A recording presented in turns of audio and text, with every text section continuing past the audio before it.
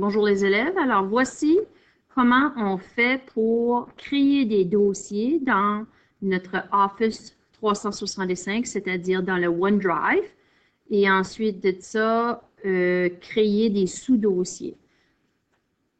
Alors, première chose, vous rentrez dans le OneDrive. Donc ici, on a les dossiers qui sont déjà créés. Donc, j'ai un dossier de 6e année, français et maths 7e. Donc, je vais en créer un deuxième dossier de maths 7e juste pour vous montrer comment ça se fait.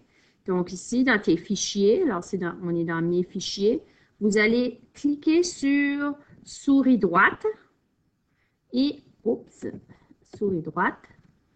Non, c'est pas ça du tout. Je m'excuse, c'est différent ici.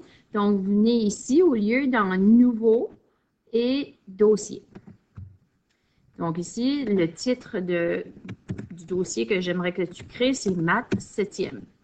Mais vu que j'ai déjà Maths 7e, alors moi, je vais mettre un petit 1 ici pour montrer la différence.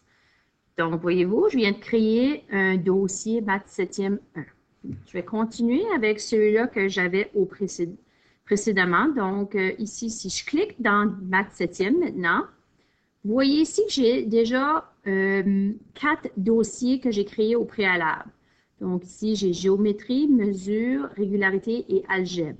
Alors, j'aimerais que vous ajoutiez ces 4 dossiers-là dans votre OneDrive et aussi ajouter les sous-dossiers suivants.